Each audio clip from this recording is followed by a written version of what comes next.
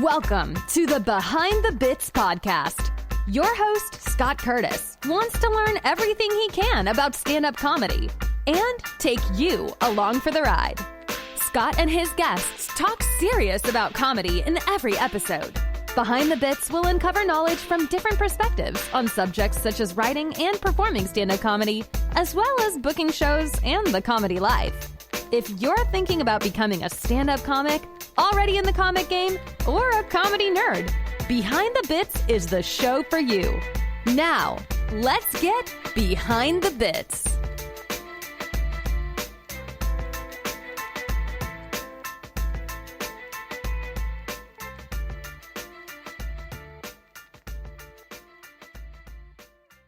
Hey BTB buddies, this is a special edition episode regarding the Drop Comedy Club in South Bend, Indiana. Now this may not mean much to you, but it means a lot to me because the Drop is where I did all my first open mics, and I had a roast there on my 55th birthday where we raised a lot of money for a great organization and met all the people that I know today here in this area who are all working hard on their comedy. And it's sad to me that the place closed where the Drop was originally housed, and knowing that the last time I was on stage there was the last time without knowing it is kind of sad. But they are in a great new space at the Aloft Hotel in South Bend, Indiana. And I wanted to put this out because there have been a lot of comedy clubs that closed. I know that some of them will probably be purchased by somebody else, but a lot of people who were passionate about the comedy business closed, and that is not a good thing. And I'm glad that Jim and Heather and Max, so I had Jim and Heather on the interview last night, and Max Tidy is also a part owner. They're three people who aren't in it for the money. They're in it to keep comedy alive. And the Drop has been a home club for a lot of great comics. And they're opening up here on the week of April 2nd with Stewart Huff, who's one of my favorites. He was actually my second interview on the podcast, and just one of my favorite all-time comics is going to help them open up. Get there if you can. And if you can't, I mean, if you're somewhere else, people listen from all over. If you can't get there, then make sure that when your comedy club opens up that you get there, because we need for comedy to be alive. We need for these clubs to stay alive. We need comedians to be able to do their life work. Just make sure that you get out there and support local comedy. So here's my talk with Jim and Heather, and it's a good one. All right, everybody, I am doing a special episode today because my hometown favorite comedy club is going to reopen, and it's a big thing because things are changing and other things are staying the same. And I wanted to talk to my old friend Jim, who actually was one of the first comedians I met when I first started doing stand-up, and is a co-owner of the Drop, about the reopening. And Jim, how you doing? I'm doing great. How are you, man? I'm doing great. So, I mean, a lot of things happen during COVID, obviously, and one of the things that happened is the restaurant bar where you were formerly housed closed. And, that's correct. Yeah, and when did that happen? Was that soon after, or? We closed with everybody else. Yeah. Early March. I think our last show we had a Thursday night show, which was unusual. But we had one Thursday night show, and that was the last thing we had live at that point. And I don't remember exactly. It was after the summer. It was sometime in the summer when Dee, who owns the Dewdrop Inn, told us that she wasn't going to be able to reopen. And we had no idea when we were going to be able to reopen anyway at that point. But thankfully that was early enough that, we could think about what we were going to do.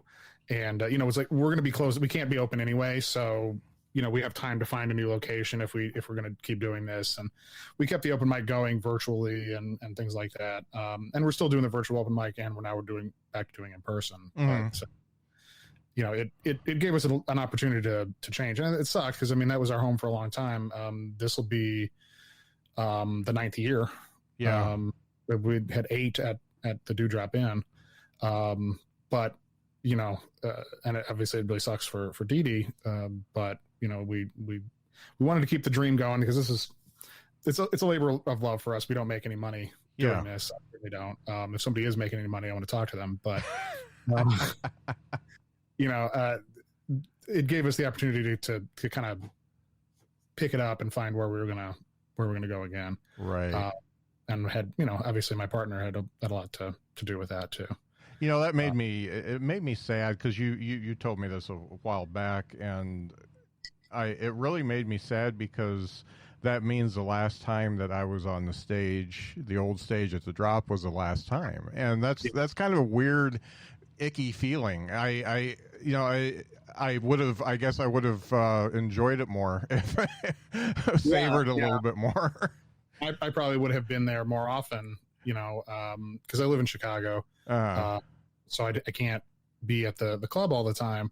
But, I was kind of planning on 2020, was going to be the year for, kind of going out and doing some of that, spending more time there that summer. Cause, the first year was just trying to figure out how to run the place. I didn't have a lot of money, personally, so I couldn't travel all the time. 2020 was going to be the year to do that, but that didn't happen. So, and here we have your partner. Here's Heather O'Laughlin has jumped in. So Heather, we've recapped what happened to the Dewdrop, and talked a little bit about how we're both a little bit sad that the last time we were at the Drop was the last time we were ever going to be at the Drop. So, wow.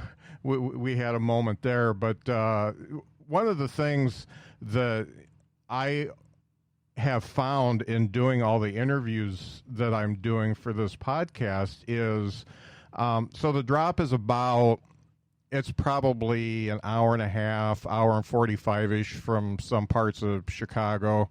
And it's amazing how many touring comics have had their first headlining set at the Drop.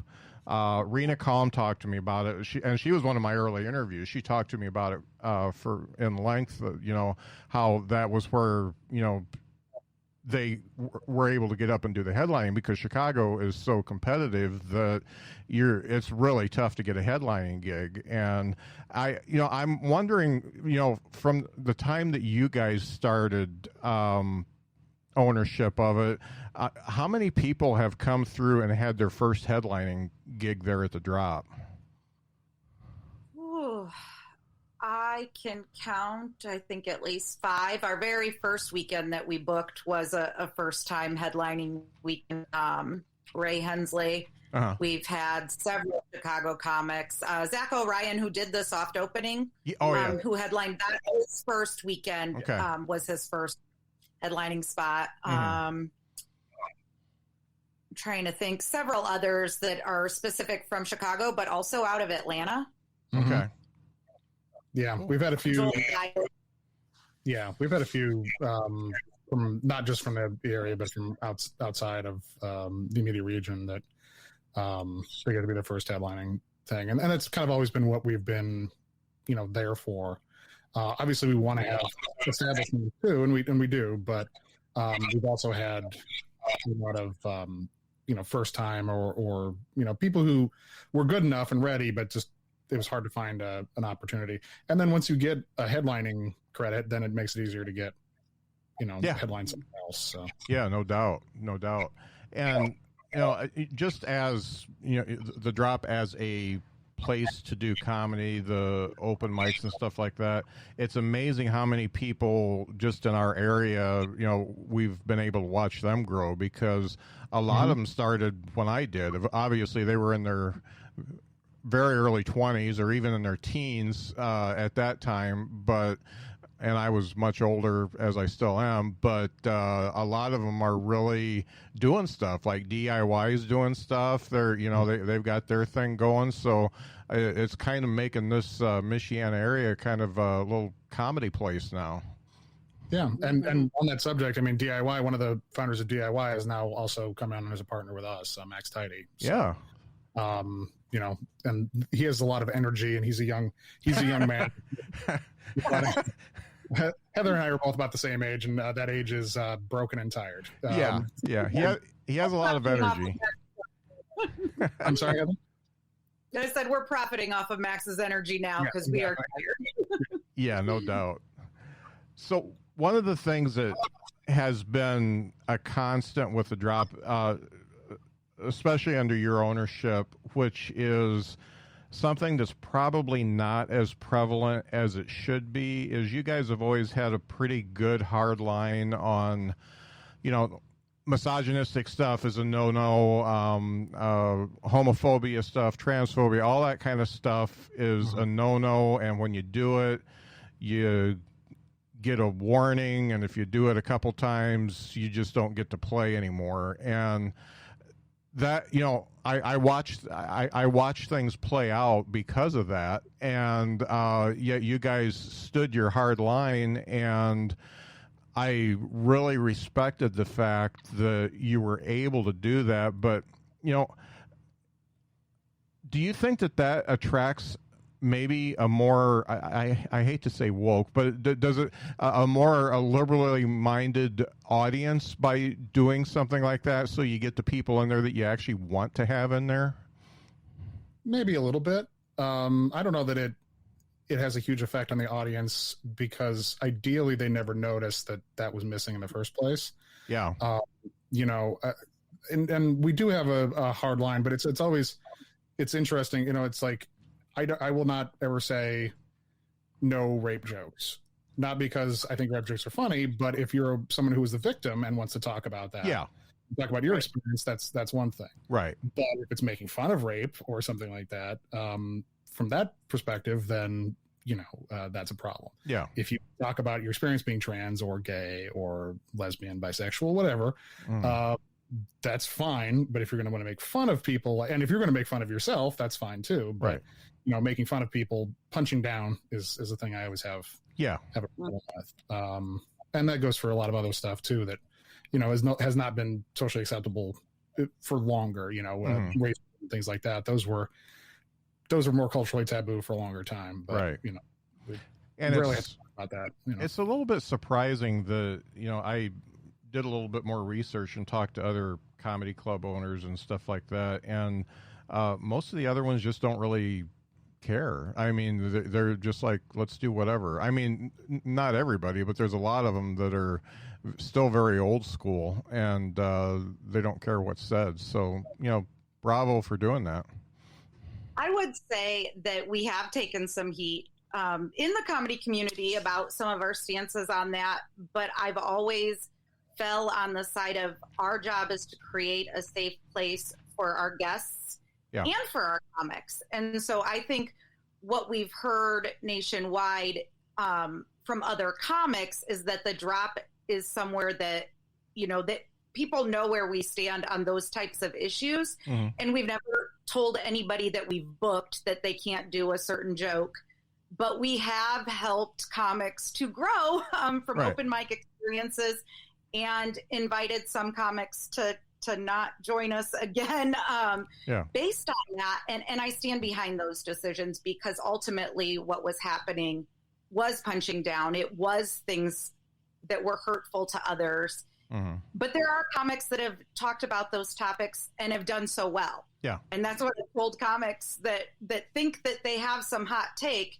Right. When you have the following and the backing to take the heat that will come when you try that joke. Yeah. You can talk to me, but you're not there. Yeah.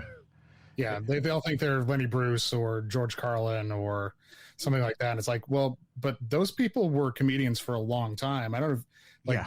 God, you're 100 years old, so you remember when George Carlin was the hippy dippy weatherman. Yeah. Stuff like that. He was doing really safe corporate kind of button down shit, and then he became George Carlin. He was funny, but he became George Carlin. Yeah. Later. He became the one who you think of.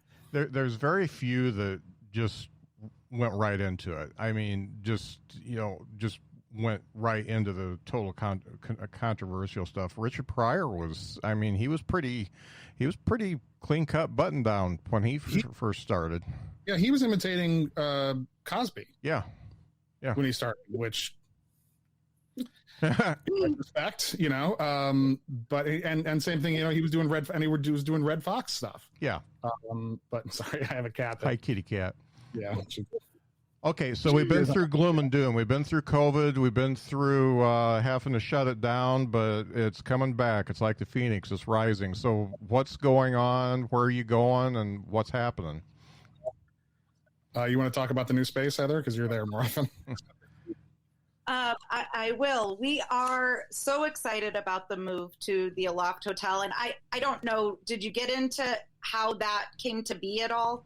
No. Just talk about what happened, when we had to shut down. Yeah. But okay. So when we found out that we weren't going to be able to go back to the Dewdrop, we reached out to downtown South Bend and said, hey, we really want to be downtown and we would like to partner with you. Is there any way that you can help us in working on opportunities for a new space with a similar layout that we had with the Dewdrop, or a similar agreement? And so Amy from downtown South Bend helped get us in contact with the Aloft. She sent out a lengthy email that said, this is what they're looking for. And the Aloft emailed us back within a day. And we started those conversations, and we are now, our regular home will be there. Our soft opening was in that event space. Right now with COVID restrictions, we're limited to 46 seats per show.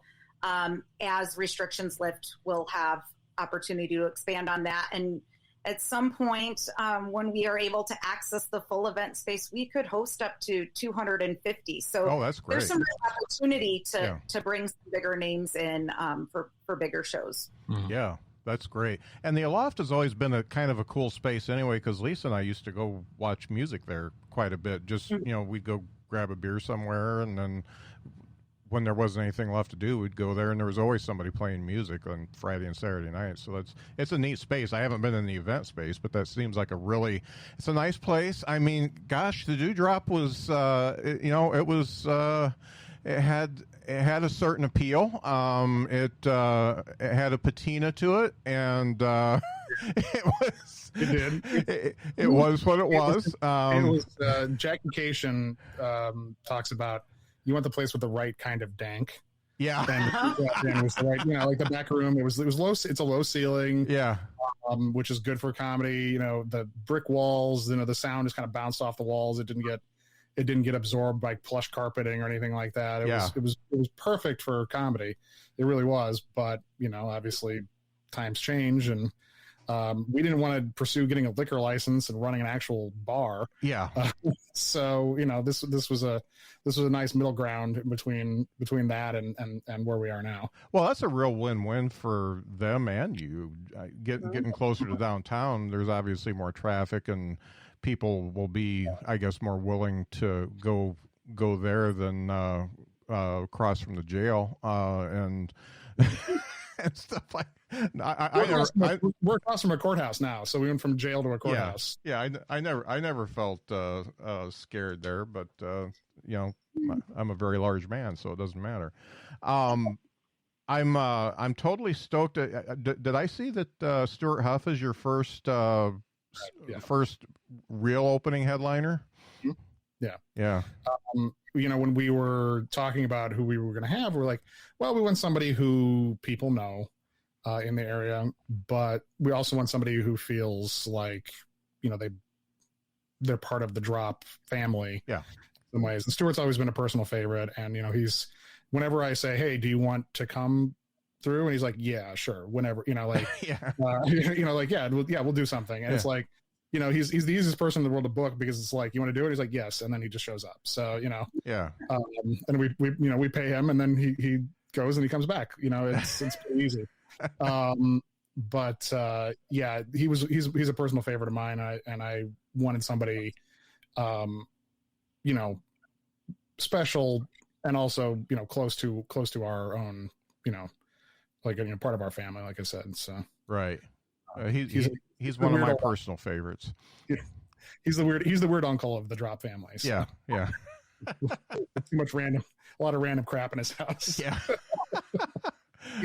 I don't know if you ever listen to his podcast, but he has a podcast all about the random things he's picked up at junk shops. Yeah, obsessive curiosities. Yeah, there's some good episodes in there. And I really relate to that because my grandma was an antique dealer, and she had some really weird shit. I mean, some of the stuff she had a shop in Lakeville for a while, but she mostly did shows. But some of the stuff would come up. She's like, I can't even sell this because it's too weird and it'll offend somebody. Stewart would have bought that. Yeah. That's whatever. He'd be like, show me what you got in the back room. Yeah. Well, one of the things he showed me was a picture of George Carlin working at a radio station. He was, I don't think he was even a DJ, but he was working there, and they caught a picture of him with a group of people that worked there, and that was way before comedy days. Yeah, so that was neat. Yeah, he's got some cool stuff. The only disagreement I've ever had with Stewart is over a picture that he has that I'm as convinced is haunted and needs to be burned. It's haunted by the ghost of a dead person, and it needs to go. Oh man! So being in an event space like that, you did the soft opening. Obviously, that's a little bit different than the typical dark, low ceiling comedy club. How did that go over for you? Pretty well. You know, I think it is different than what we had before, but as COVID restrictions, I mean, obviously the ceiling is still big, but as COVID restrictions lessen, we can, you know, rearrange the space so it's more compact, which is what just enclose it. Yeah. Which is what I want. You know, I mean, it's one of those things where they have those air walls where you can split up the event spaces, and we were using basically two sections of a standard like ballroom size place. And you know, I'd like to collapse it down to one and, you know, get 50 people in one space instead of two. Right. That's cool. For a regular weekend. Because it really, I think that makes as much difference in everything. But the way the place is laid out, and, you know, it's still suitable. Like the light, the chandeliers and stuff like that they have in there, I just kind of feel like they lower the ceiling, and it's a beautiful view. It's right across this really nice courthouse across the street. It's a $1 million view compared to the brick wall. So, oh man, I remember before COVID hit, I learned a lesson because I was doing those shows at Vegetable Buddies, and they just weren't going so well because the stage is like 4 feet high and everybody's far away.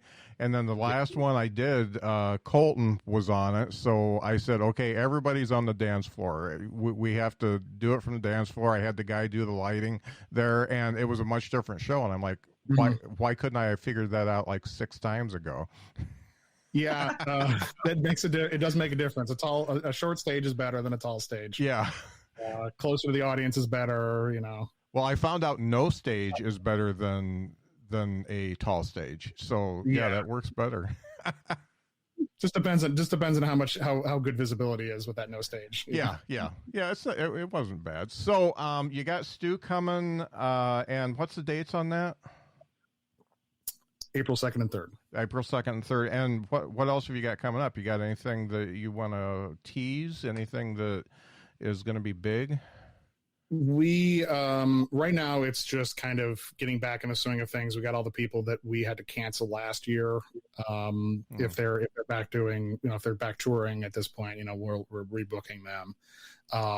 So no huge news yet, but I have a couple, you know, now that we have the space and things like that, we've been working on booking some bigger names for, you know, middle of the week, one night kind of shows, special events, things like that. And we've got, you know, we'll be back to once a week, or, you know, 2 days every week, Friday and Saturday, Friday at 9, Saturday at 8 and 10. And then we'll have probably some outdoor stuff during the summer. Nice. During July. Yeah. Because we close during July because it's a dead time for comedy. But Heather and Max have been working on doing stuff outside. So hopefully in July when we have some nice weather, we can have some downtown South Bend after dark and get some folks out there and enjoy that instead. Yeah, that's because indoor shows suck in the summer. Yeah. Nobody wants to be inside. I don't want to be inside either. Yeah. I don't want to be talking to you right now. I'd rather be outside. It's nice outside. Because we're done to go for a walk. So, just to let everybody know, it's at the Aloft, and that's all one word, ALoft Hotel, and you guys are in. When you set up, people can find you pretty easy. Don't they have to go up to a certain area?